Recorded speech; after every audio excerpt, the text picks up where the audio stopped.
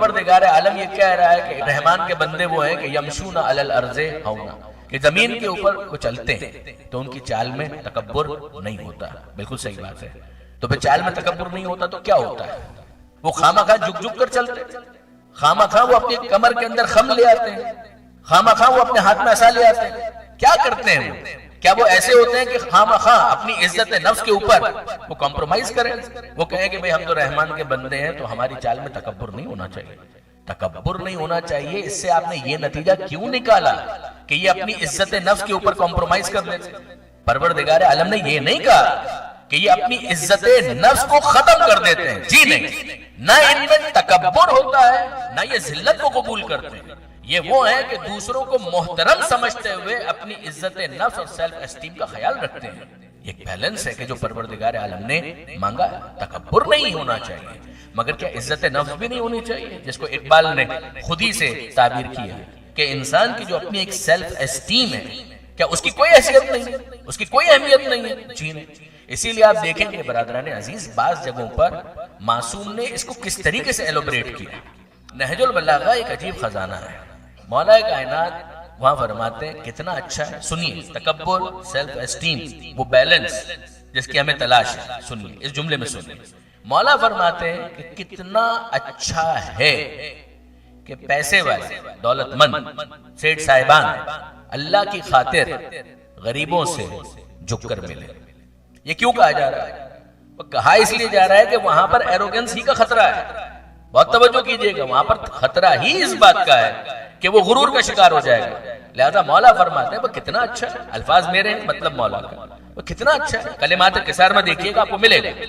مولا کہہ رہے ہیں کتنا اچھا ہے پیسے والے، سیٹھ صاحبان، جاگیردار، چودھری صاحبان، سیٹھ صاحبان، مالدار، مال والے، یہ اللہ کی خاطر، یعنی اللہ کو پیش نظر رکھے اور پھر اللہ کی خاطر دولت ہونے کے باوجود جو غربا ہیں ان سے جھک کر ملے، ان کے سارے کے ساتھ ملے. کتنا اچھا ہے. اب جملہ سنیے. مولا فرماتے ہیں مگر اس سے زیادہ اچھا ہے کہ جو غریب ہے وہ اپنی غربت کے باوجود پیسے والوں سے تکبر سے ملے. شاید آپ کو جھٹکا لگا ہو یہ کیا جملہ آ گیا. مگر تکبر کا جو لفظ میں نے استعمال کیا ہے سوچتے سمجھتے ہوئے استعمال کیا ہے. یہاں پر تکبر سے وہ مراد نہیں ہے، یہاں پر تکبر سے وہ مراد نہیں ہے. یہاں پر تکبر سے مراد ہے کہ وہ اپنی سیلف اسٹیم کا خیال رکھیں، اپنی عزت نفس کا خیال رکھیں. اچھا یہ کیوں کہا جا رہا ہے وہ پیسے والے کے کیس کے اندر کہ یہ جو مالدار ہے وہ اللہ کی خاطر ان غربا سے جھک کر ملے؟ ان غربا کے بارے میں کیوں کہا جا رہا ہے؟ اس سے زیادہ بہتر یہ ہے کہ یہ غربا اللہ کی خاطر ان پیسے والوں سے تمکنت کے ساتھ ملے، ان کے ساتھ غرور سے ملے. کیوں؟ یہ کیوں کہا جا رہا ہے؟ پیسے والے کے کیس میں خطرہ اسی بات کا ہے کہ وہ غرور کا شکار ہو جائے گا، لہذا اس سے کہا جا رہا ہے جھک کر ملو. اس کا کیس یہ ہے کہ یہ اپنی غربت کی وجہ سے اپنے آپ کو ذلیل کروانے کے لیے تیار ہو جائے گا، لہذا اس سے کہا جا رہا ہے کہ خبردار اپنی عزت نفس کو خراب مت کرو. تمہاری عزت نفس بہت قیمتی ہے، اس کی بڑی حیثیت ہے. پروردگار عالم نہیں چاہتا کہ تم خواہ ذلیل ہو جاؤ. یہ بھی نہیں کہا جا رہا کہ انسان خواہ کسی سے بدتمیزی کرے. اگر کوئی صاحب ثروت ہے اور اس نے واقعاً سخاوت کا مظاہرہ کیا ہے تو اس کو احسان فراموش نہیں ہونا چاہیے. یہ نہیں کہا جا رہا کہ یہ احسان فراموش ہو جائے، مگر یہ سمجھایا جا رہا ہے کہ تمہاری ایک عزت نفس ہے کہ جس کا تمہیں بہرحال خیال رکھنا پڑے گا. اور اگر نہیں رکھتے تو اس کا مطلب کیا ہے کہ تم نے اپنی انسانیت کو ذلیل کر دیا، تم نے اپنے آپ کو ذلت کے حوالے کر دیا، توقع ذلت تمہاری گردن میں آ گیا. یہ قابل قبول نہیں ہے. غور فرمائیے گا برادران عزیز، یہ وہ منزل ہے کہ اگرچہ میرے ایجنڈے میں قطن نہیں تھا مگر یہاں بہت مناسب ہے کہ میں آپ کے ساتھ اس واقعے کو شیئر کروں تو چھٹے امام جعفر صادق علیہ الصلوۃ والسلام کے زمانے کا. یہ جو عزت نفس کا احساس کہ سیلف اسٹیم اس کو پروٹیکٹڈ رکھو، اس بیلنس کو ہاتھ سے مت جانے دو. چھٹے امام کے زمانے میں کسی نے چھٹے امام سے غربت کا شکوہ کیا. اچھا برادران عزیز، اس میں کیا مشکل کیا ہے، پرابلم کیا ہے؟ بھئی آپ اپنے کسی بڑے کے سامنے جائیں گے تو کہیں گے کہ بھئی ہمیں دعاؤں میں یاد رکھیے گا، مشکل ہے، مسائل ہے، پرابلمز ہے، اور وہ بڑا جو ہے وہ آپ کے لیے دعا کر دے گا. وہ بڑا کبھی تعلق کی وجہ سے بڑا ہوگا، کبھی رشتے کی وجہ سے بڑا ہوگا، کبھی عزت اور احترام کی وجہ سے بڑا ہوگا. یہی ہوتا ہے. اولاد ہے وہ ماں باپ کے پاس گئے کہ بھائی ہمارے لیے دعا کیجیے گا، مشکل ہے، دادا کے پاس گئے، دادی کے پاس گئے، نانا کے پاس گئے، نانی کے پاس گئے، آپ پیش امام کے پاس گئے، کسی عالم کے پاس گئے، کسی بزرگ کے پاس گئے، استاد کے پاس گئے، سفید بالوں کو دیکھا تو آپ نے کہا کہ آپ بزرگ ہیں ہمارے لیے دعا کیجیے گا۔ یہ تو بڑا ایک کامن ٹرینڈ ہے، یہ تو بڑا ایک کامن ٹرینڈ ہے، تو امام سے بڑھ کر کون بڑا ہو سکتا ہے؟ وہ آیا اور چھٹے امام کے پاس، چاہنے والا ہے، شیعہ ہے، اس نے امام سے کہا کہ مولا مشکلات ہیں، حالات خراب ہیں، پریشانیاں ہیں، تنگ دستی ہے، فقر و فاقہ و افلاس، یہ سب کچھ ہے، مولا دعا فرمائیے گا۔ تو امام کیا کہتے ہیں کہ بھئی ہمیں تو پتہ چلا ہے کہ تم بہت پیسے والے ہو، ہمیں تو یہ پتہ چلا ہے کہ تم بہت صاحب ثروت ہو، تم تو مالدار ہو۔ ذرا دیکھیے کہ ان پورے ڈائیلاگز کے ذریعے سے امام کو کون سی چیز ہے کہ جو اس کے دل کے اندر بیدار کرنا چاہتے ہیں۔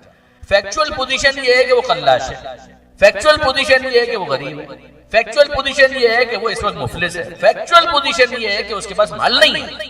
وہ آیا ہے امام کے پاس اور امام سے کہتا ہے میں اس وقت تنگ دست ہوں، پریشان ہوں، مالی اعتبار سے پرابلم میں ہوں، یہ ہے وہ ہے۔ اور امام کیا جواب دے رہے ہیں؟ امام کہہ رہے ہیں کہ نہیں بھائی، میں نے تو سنا ہے کہ تمہارے پاس بڑی دولت ہے، تم صاحب ثروت ہو، تم غریب نہیں ہو، تم فقیر نہیں ہو، تم خلاش نہیں ہو۔ وہ کہتے ہیں مولا اچھا آپ انصاف سے مجھے بتائیے، آپ اگر جائیں اور امام یہ جملہ کہیں تو آپ بھی سوچنے لگیں گے کہ کوئی ایسا اکاؤنٹ تو نہیں ہے کہ جو میں خود کھلوا کر بھول گیا ہوں، بیگم کے نام پر کھلوا لیا تھا، کسی بچے کے نام پر کھلوا لیا تھا، میں کھلوا کے خود ہی بھول گیا ہوں اور پتہ چلا کہ 2-3 کروڑ اس کے اندر رکھے ہوئے تھے، یاد ہی نہیں آ رہا۔ یا فرض کیجئے کسی زمین کے اندر کسی جگہ پر گڑھا کھود کر کوئی خزانہ وزانہ چھپایا ہوا تھا، بھول گئے، ایسا تو نہیں؟ اچھا وہ اپنے ذہن پر زور ڈالتا ہے، could not recall anything، تو اس نے کہا کہ مولا یاد تو نہیں آ رہا، کوئی ایسی چیز یاد تو نہیں آ رہی، آپ فرما رہے ہیں تو آپ کو تو میں چیلنج بھی نہیں کر سکتا، کوئی اور اگر کہے تو ہو سکتا ہے کہ میں کہوں کہ آپ کو اشتباہ ہوا ہے، مگر امام کو کیسے کہوں؟ وہ کہ جو دلوں کے حالات کو مجھ سے زیادہ بہتر طور پر جانتے ہیں، ان سے میں یہ کیسے کہہ سکتا ہوں؟ تو مولا یاد تو نہیں آ رہا ہے کہ کون سی دولت ہے کہ جس کی آپ بات کر رہے ہیں، مگر نہیں۔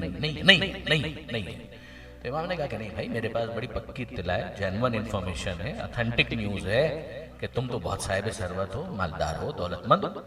کہا مولا کچھ بھی یاد نہیں آ رہا، میں نے کافی ذہن پر زور ڈالا، جب تیسری دفعہ بھی امام نے اسی طرح سے اصرار کیا تب وہ تھوڑا سا ریش ہوا، اریٹیٹ ہوا، تھوڑا سا فرسٹریشن تھا وہ ظاہر ہوا۔ اس نے کہا کہ مولا ویسے بھی لوگ تو ہمارا مذاق اڑاتے ہی ہیں، وہ تو کہتے رہتے بہت بنتے ہو اہل بیت کے ماننے والے اور یہ اور وہ، اور پھر دیکھو تمہارے اوپر غربت ہے، ساری چیزیں ہیں، اب آپ بھی اگر کہہ رہے ہیں تو مولا ہم آپ کو تو کچھ کہہ بھی نہیں سکتے، دوسروں سے تو پھر بھی لڑ سکتے ہیں، آپ کو تو کچھ کہہ بھی نہیں سکتے۔ اب اس نے کہہ دیا، امام نے کہا کہ نہیں، جو میں کہہ رہا ہوں اس پر اب ذرا غور کرو، الفاظ میرے ہیں مطلب امام کا۔ امام فرماتے ہیں کہ یہ بتاؤ، سب چھوڑو، یہ بتاؤ ہم سے محبت کرتے ہو؟ ہم سے محبت کرتے ہو؟ اس نے کہا کہ ہاں مولا بالکل، آپ سے تو محبت کرتا ہوں، اس میں تو کوئی شک بھی نہیں ہے، شبہ بھی نہیں، میں اپنے دل کے حالات سے خوب واقف ہوں، اگر میں اپنے دل کو چیر کر دیکھوں تو اس میں آپ کی محبت انتہا تک مجھے نظر آتی ہے۔ امام نے کہا اچھا اب ایک بات بتاؤ، یہ ہماری جو محبت ہے، ہمارے محمد کی محبت، کتنے میں بیچو گے؟ یہ کتنے میں بیچو گے؟ وہی سوال سنتا ہے سٹ پٹا جاتا ہے کہ مولا اس سوال کا مطلب کیا ہے؟ کہ میں نے سوال کیا ہے، ہماری محبت تمہارے دل میں ہے؟ کہا مولا بالکل، کتنے میں بیچو گے؟ کیا مطلب؟ میں کرنسی تبدیل کر رہا ہوں، اگر کوئی تمہیں 10,000 روپے آفر کرے تو کیا تم ہماری محبت بیچنے کے لیے تیار ہو جاؤ گے؟ مولا 10,000 روپے کی حیثیت کیا ہے؟ اور انصاف کی بات یہ ہے کہ واقعی انفلیشن کے بعد تو کیا حیثیت ہے، 10,000 روپے کی کیا حیثیت ہے؟ 10,000 روپے میں مولا آپ کی محبت بیچ دوں، یہ سودا مجھے قبول نہیں ہے۔ کہا کہ نہیں ہم تھوڑا بڑھا دیتے ہیں، 10,000 نہ صحیح 1 لاکھ میں بیچو گے؟ مولا 1 لاکھ روپے کو میں ٹھوکر مار دوں گا، آپ کی محبت کے مقابلے میں 1 لاکھ کیا ہے؟ کہا نہیں ہم اور بڑھا دیتے ہیں، 1 کروڑ میں بیچو گے؟ 1 کروڑ میں ہماری محبت بیچنے کے لیے تیار ہو جاؤ گے؟ اب تو واقعاً کروڑ تو کچھ تو ہے۔ کہا نہیں مولا کروڑ بھی کچھ نہیں ہے، کچھ بھی نہیں ہے، میں 1 کروڑ کو لات مار دوں گا مگر آپ کی محبت بیچنے کے لیے تیار نہیں ہو جاؤں گا۔ تو 1 ارب میں بیچو گے؟ اگر ہماری محبت کی کوئی قیمت 1 ارب لگائے تو کیا اسے بیچنے کے لیے تیار ہو جاؤ گے؟ امام نے کہا مولا 1 ارب بھی اگر ملتا ہو تو میں آپ کی محبت بیچنے کے لیے تیار نہیں ہوں گا۔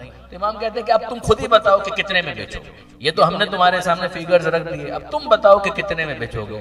تو وہ کہتا ہے کہ مولا اگر یہ پوری کائنات بھی میرے قدموں میں رکھ دی جائے نا تو میں اس کو بھی ٹھوکر مار دوں گا، آپ کی محبت بیچنے کے لیے تیار نہیں ہوں گا۔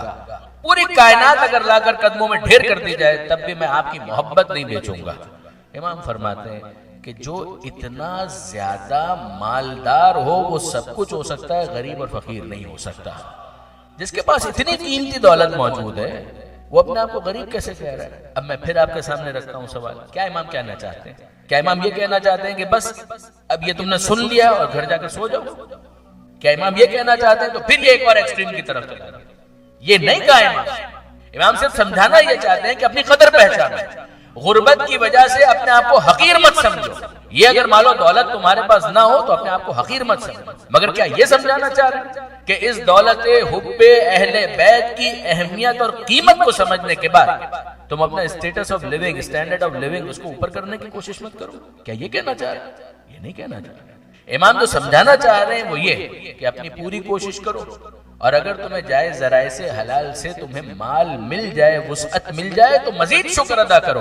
مگر اگر نہ بھی ملے اور غربت باقی بھی رہے تو سب کچھ ہونے دینا حب اہل بیت کی وجہ سے تمہارا مرتبہ اتنا بلند ہے کہ اپنے آپ کو کبھی حقیر مت سمجھنا. آپ نے غور فرمایا برادران عزیز؟ میں پھر اصرار کرتا ہوں، ایک انسان ہے اس کی چال میں تکبر نہیں ہونا چاہیے، غرور نہ ہو، متکبر نہ ہو.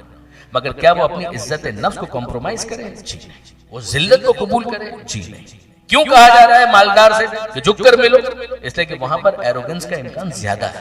کیوں کہا جا رہا ہے اس غریب سے کہ تم غربت کے باوجود تمکنت سے اپنے وقار کے ساتھ تم گفتگو کرو اس پیسے والے کے ساتھ؟ کیوں؟ بدتمیزی نہیں مگر اپنے وقار کے ساتھ. کیوں؟ اس لیے کہ یہاں پر امکان اس بات کا زیادہ ہے کہ ایسا نہ ہو کہ یہ خامہ کا ہاتھ جوڑ کر کھڑا ہوا ہے، خامہ کا پیروں کو ہاتھ لگا رہا ہے. کیوں؟